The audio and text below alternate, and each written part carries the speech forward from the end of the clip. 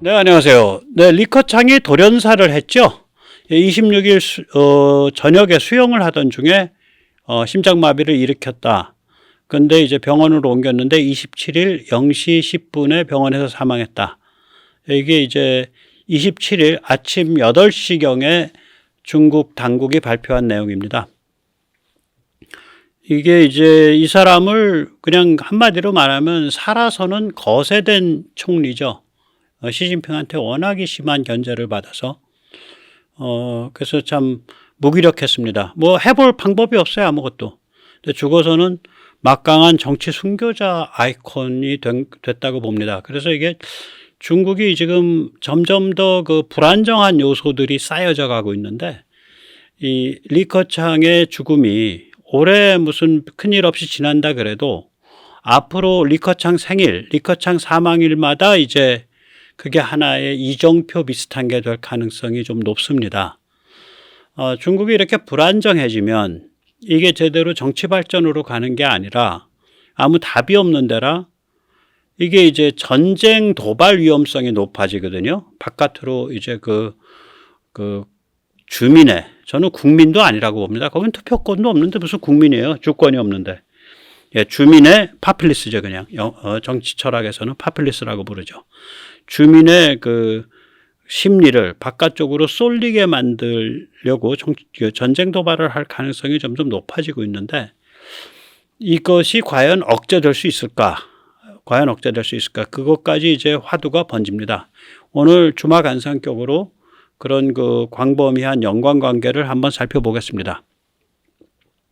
리커창은 이제 68에 죽었죠. 사실 뭐 많은 나이도 아닙니다. 저보다 뭐 4살 정도 많은 것 같아요. 그런데 이게 이제 그 중국 고위직 중에 문혁 이후에 가장 젊은 나이에 사망한 사람입니다. 참고로 이제 장쩌민은 96에 죽었고 등소평은 91에 죽었습니다. 이 중국 퇴직 고위직은 그 중남해라 그러나요? 중난허이라 그러나? 예, 거기서 살죠. 중난하이라 그러나? 예. 그래서 아주 집중 관리를 받습니다. 그래서 그 퇴직 고위직의 그 수명 목표가 150살입니다. 150살 장수를 목표로 집중 관리를 받습니다. 그러니까 이게 68에 죽기도 힘든 거예요, 사실은. 게다가 그 숨진 데가 그냥 호텔이 아니고 그게 고위층 전용 호텔입니다. 장쩌민이 숨지기 2년 전부터 거기를 요양원으로 사용해서 2년 동안 그 호텔에서 살면서 온갖 의료 서비스를 다 받았습니다. 따라서 이런 호텔에서 이게 심장마비를 일으켜서 숨지기도 또 어려운 거예요. 그러니까 그러니까 그 나이로 봐서도 어려운 일이고 또 그 장소에서도 어려운 일이고, 게다가 이제 이게 발표가 보통 중국 고위직들의 사망은 보통 한 24시간 뭐 36시간 이렇게 지나서 발표가 되는데, 이제 그 12시 10분에 숨졌는데 한 8시간 지나서 27일 새벽에 아침에 발표가 됐단 말이에요. 이른 아침에 한 8시간 만에 발표됐습니다. 그게 굉장히 이례적으로 빨리 발표한 케이스입니다. 그래서 이게 왜 그랬을까? 뭐 이런 여러 가지 이제 좀 그 퀘스천 마크를 던지게 만드는 그런 측면이 있습니다. 그래서 이런 것들이 지금 걷잡을 수 없이 중국 민심, 바닥 민심을 흔들고 있고, 또 걷잡을 수 없이 중국의 이제 카더라라는 그런 그 유언비어라 그럴까, 음모론이라 그럴까, 가설이라 그럴까, 짐작이라 그럴까, 이런 거를 확대시키고 있습니다. 예, 말씀 더 자세하게 살펴보기 전에 먼저 세뇌 탈출 잘 구독료 부탁 말씀 올립니다. 아시다시피 세뇌 탈출은 광고가 잘 붙지 않습니다. 붙더라도 천천히 붙는 경향이 있습니다. 도와주시면 보다 좋은 컨텐츠로 찾아뵙는데 커다란 힘이 되겠습니다. 감사합니다. 예, 이 리커창은 제가 말씀드렸듯이 이게 거세된 총리입니다. 그러니까 2007년도 후계구도 경쟁에서 밀렸습니다. 우리가 이제 시진핑이 2013년부터 이제 집권을 시작을 했으니까, 야, 후계구도 경쟁이라는 게 뭐 2011년, 12년에 벌어진 거 아니야? 아닙니다.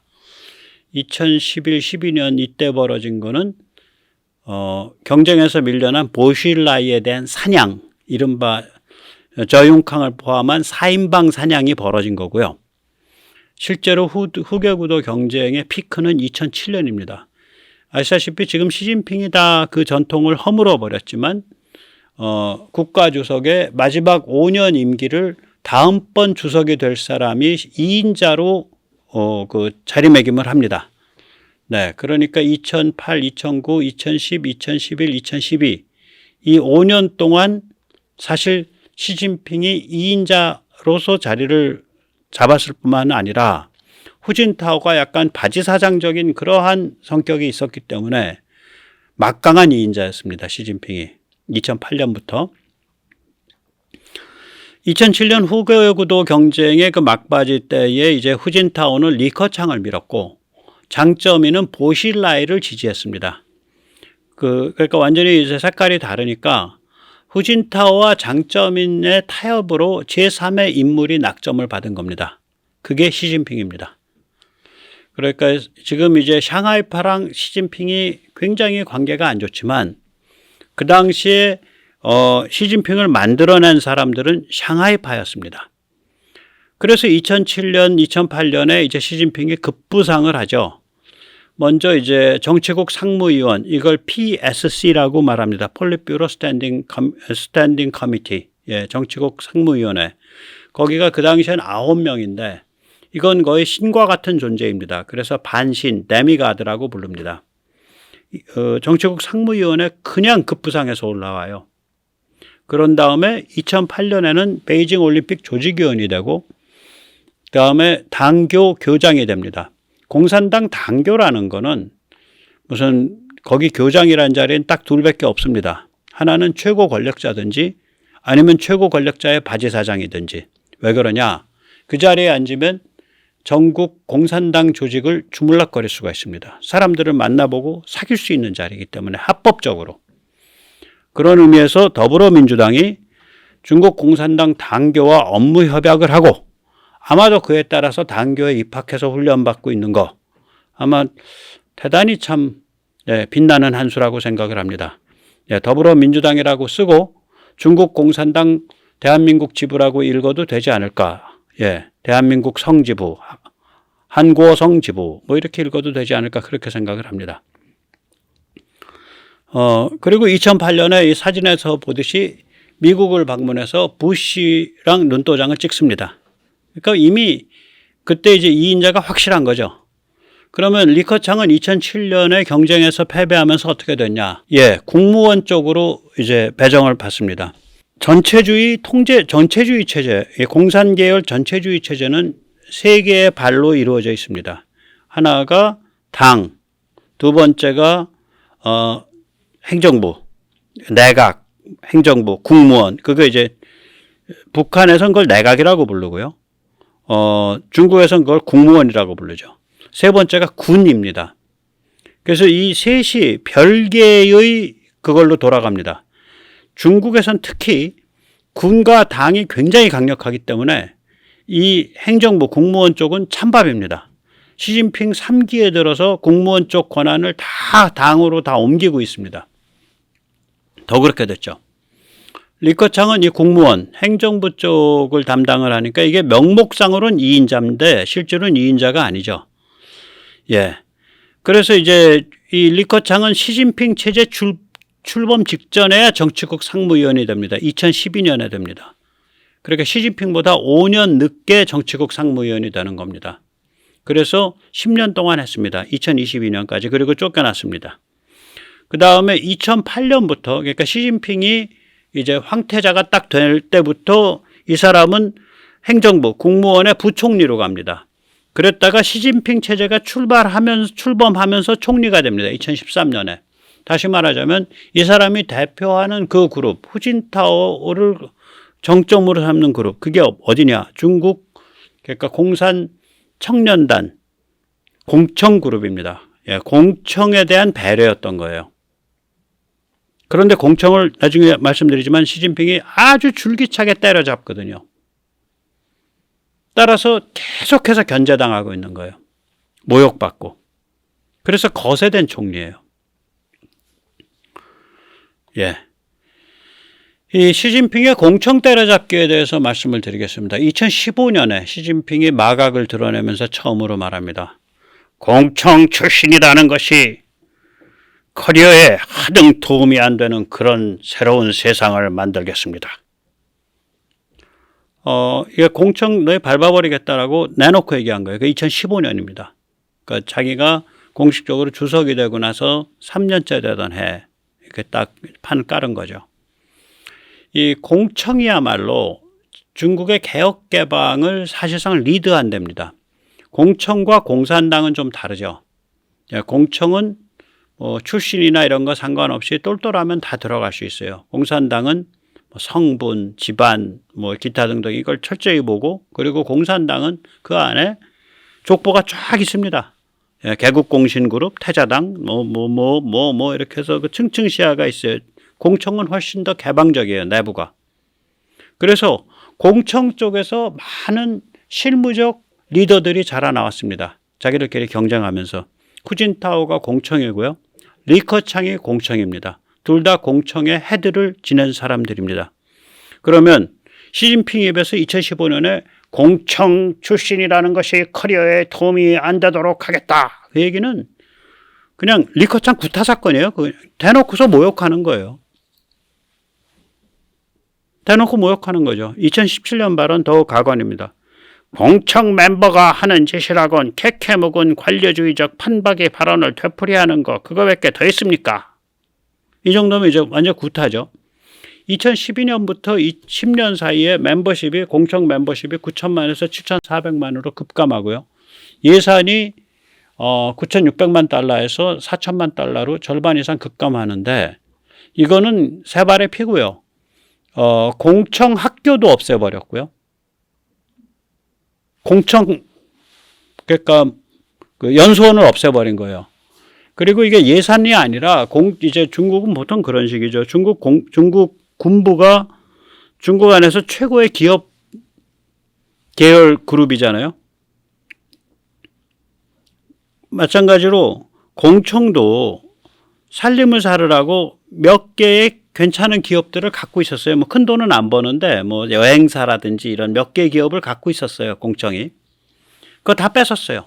그러니까 정부 차원에서 예산을 줄였을 뿐만이 아니라 공청이 운영하던 기업도 뺏으니까 공청 살림살이는 한 5분의 1 이하로 줄어들었다고 보시면 돼요. 예산이 그러니까 예를 들어서 1년에 한 5천억 쓰던 게 이제 뭐 한 500억 쓰는 그런 예산으로 확 줄어드는 거예요. 그리고 이제 2022년 10월 공산당 당대회, 20차 당대회가 열렸죠. 이 당대회가 바로 후진타오가 끌려나간 그 당대회입니다. 예. 그 유명한 사건이 일어난. 거기서 공청 인맥은 다 작살이 나서 전부 정치국 상무위원 될 만한 사람도 다 잘려나가고, 그 다음에 정치국원 자리도 다 잘려나가요. 정치국이 그게 한 100여 명 되는데 상무위원이 그 중에서 9명이었는데 시진핑 때 그걸 7명으로 줄였죠. 그거 다 잘려나가고, 예. 그래서 그때 잘려나간 이제 엘리트들이 2022년 10월 달에 잘려나간 엘리트들, 공청 출신 엘리트들이 한 4명쯤 되는데요. 그냥 대표적으로 꼽는 사람만, 리커창, 왕양, 후춘화. 후춘화는 시진핑의 승계자가 될 수 있는 사람이다라고 꼽히던 인간이에요. 이게 전부 정치국 상무위원급에서 전부 제거됩니다. 그리고 후진타오는 지금 보셨듯이 끌려나가죠. 그리고 이제 올해 6월에는 공청 4세대 1인자라고 꼽혔던 치니츠가 민족사무위원회 제4부위원장으로 강등됩니다. 민족사무위원회라는 게 뭐냐? 중국의 그 소수민족이 한 50개쯤 있잖아요. 그거 달래고 만나는 자리예요. 거기에 그러니까 네 번째 차관, 부위원장, 제1부위원장, 제2부위원장에서 네 번째 차관이란 소리죠.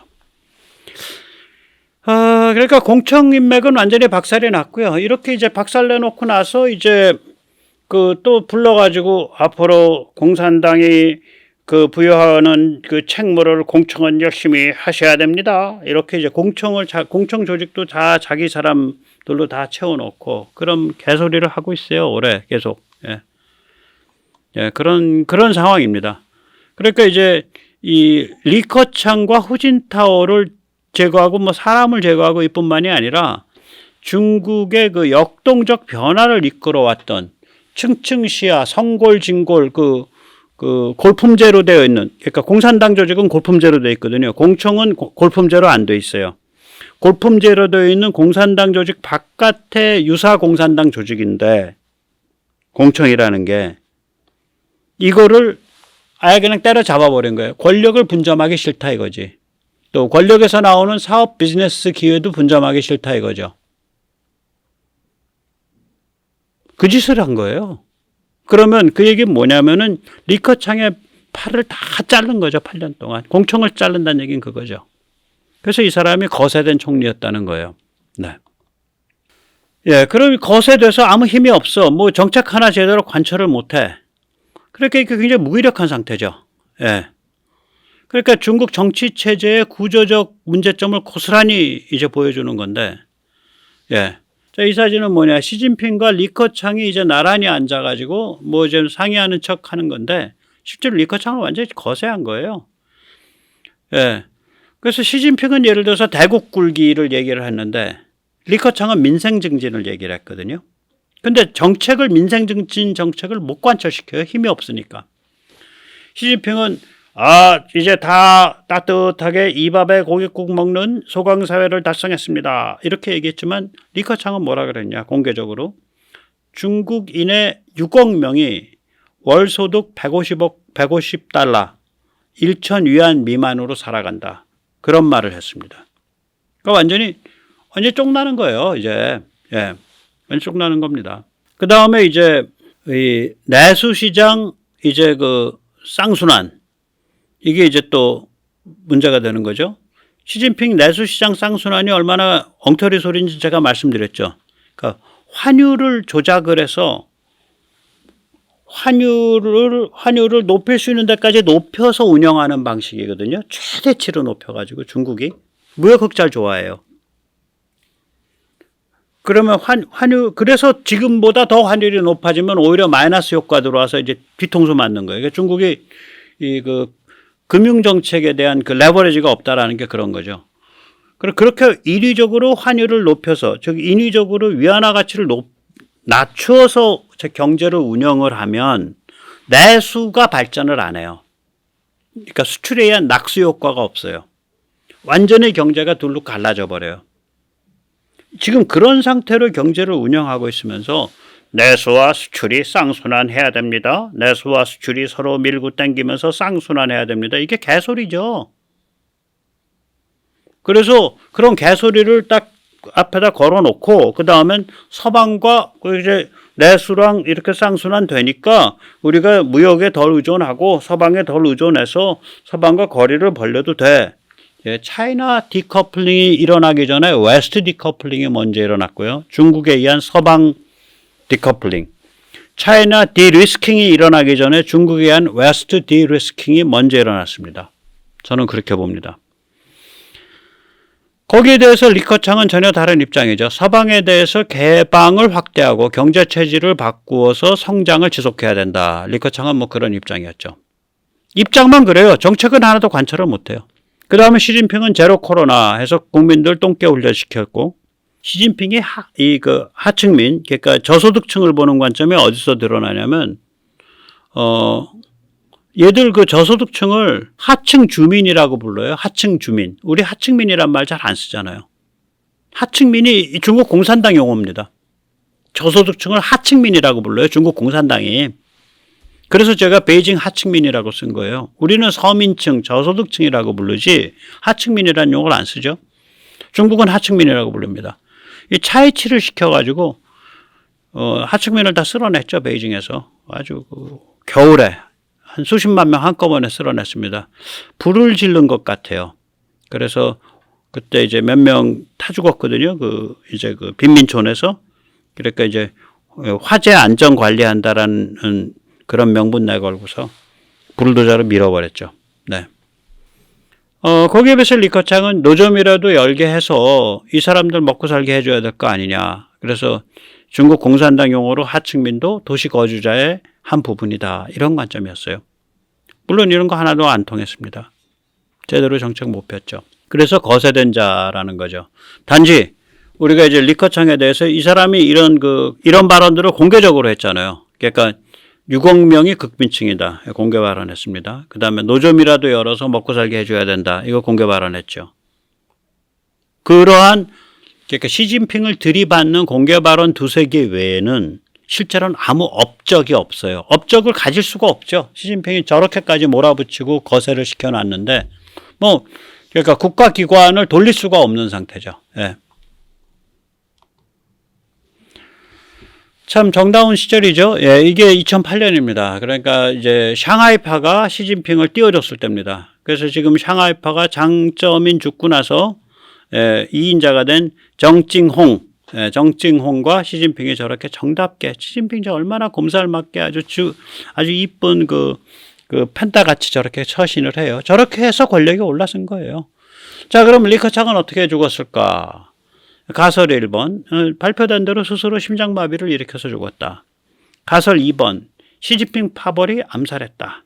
이유는 한편으로는 공청 인맥의 잠재적 위험성을 제거하고 다른 한편으로는 샹하이파한테 경고를 하기 위해서 죽였다. 그때 샹하이파의 리더는 지금 정칭홍입니다. 그러면 샹하이파의 핵심을 왜 시진핑이 못 드러내냐? 아마 X파일을 많이 갖고 있을 겁니다. 샹하이파가.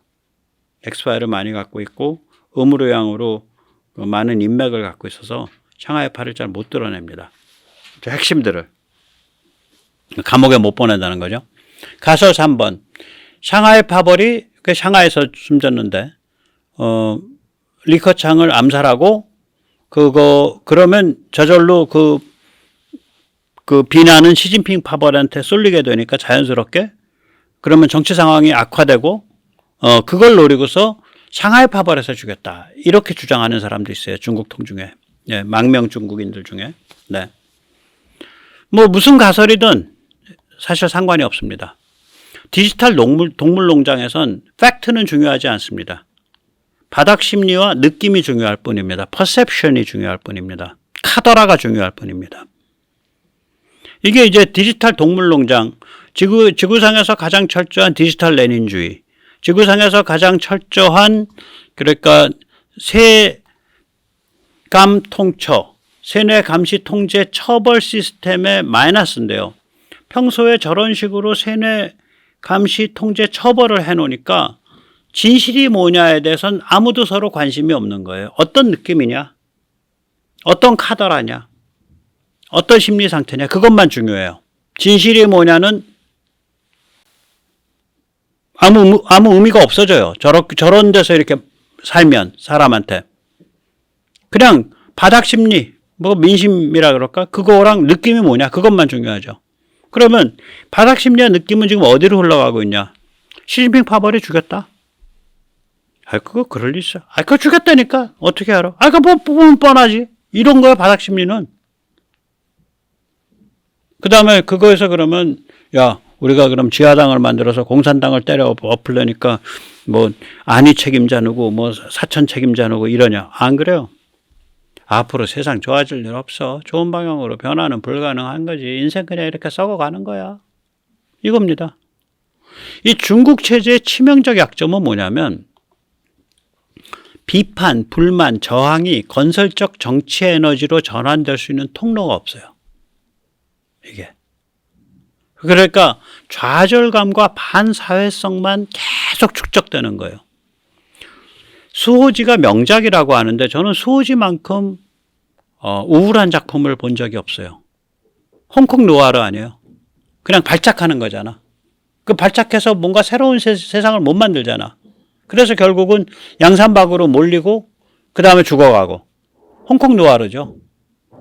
홍콩 노아르의 원형이 수호지입니다. 이게 뭐냐? 좌절감과 반사회성이죠. 대표적으로. 선거학도 없고. 네.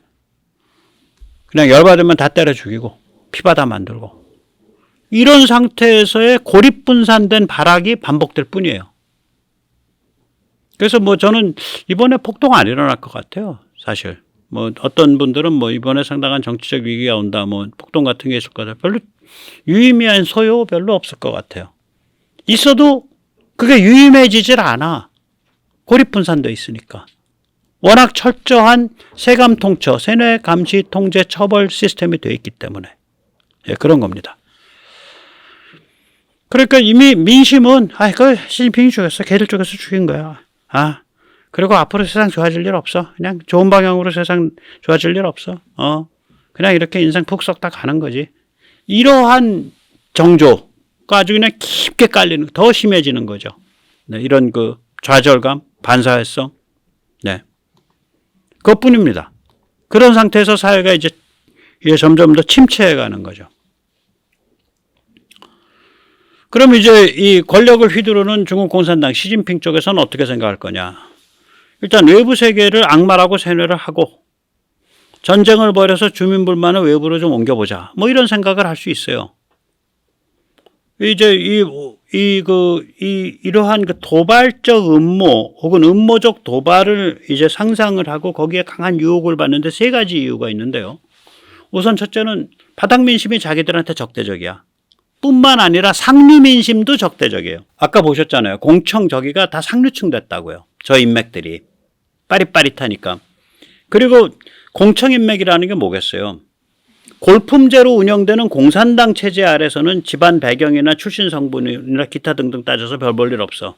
근데 빠릿빠릿하고 실력 하나로 인맥 맺고 크기에는 여기가 좋아. 그러니까 그게 공청 인맥이 될 거 아니에요. 이게 다 말하자면 먹고 살만한 사람들이잖아.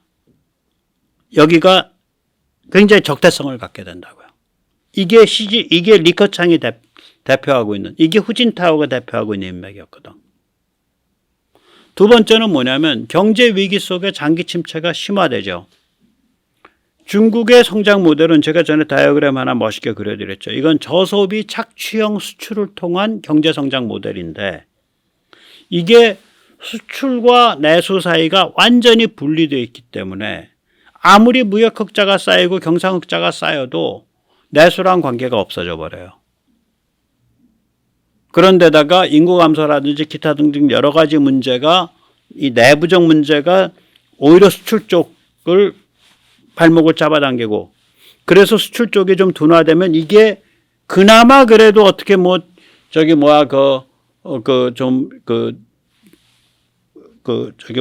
간신간신하게 고용이라도 일으키던 그거조차도 약화되고 그런 성장 모델에 한계가 와 있는 거거든요. 그래서 지금 3대 위기가 서로 맞물려서 진행하고 있잖아요. 부동산 쪽 위기. 아니, 집값 다 하락하고 집어넣은 돈 다 날려먹고 자기가 분양으로 집어넣은 돈은 지금 아파트 올라가다가 말고 이런 게 막 수천만 채가 내깔렸는데 그냥 얼어붙는 거죠. 부동산 위기. 이거는 결국은 금융 사이드로 가면 금융위기가 되죠. 대출의 돈주는 못 받으니까. 벽개원, 비구위원인가? 거기까지 지금 작살나고 있는 판인데. 이게 중국에서 제일 유서 깊고 제일 탄탄한 건설사거든요. 그 다음에 중국의 지방재정이라는 게, 지방재정의 거의 40% 정도가 이 토지사용권 매각을 통해서 이루어지는데, 토지사용권 매각이 힘들어지니까 지방재정에 빵꾸가 나죠. 지방재정에 빵꾸가 나면 중국은 정부의 행정 서비스의 거의 대부분을 지방정부의 책임입니다. 뭐 연금부터 무슨 의료보험, 기타 등등 전부 다 지방정부 책임이에요. 이게 중국은. 그래서 네가 어느 지방 출신이냐 이걸 따지잖아. 그리고 내가 옮겨서 샹하이나 셴젠이나 동구안에 가서 일을 하더라도 나의 호구, 후고 혹은 호적, 후지는 여전히 나의 고향에 묶여 있잖아요, 나는. 그래서 그게 농민공 아닙니까? 일종의 농노제도죠, 농노. 농노가 항상 땅에 묶여 있거든. 똑같은 거예요. 자기 고향에 묶여 있는 거예요, 소속이. 그러니까 지방이 그걸 다 감당해요, 지방정부가. 근데 지방재정이 저렇게 줄어든다는 얘기는 행정 서비스가 약화된다는 얘기예요. 복지가 약화되고, 그나마 있던 복지도. 그래서 이런 둘째 때문에 이것 때문에 이제 사람들이 부글부글 하죠.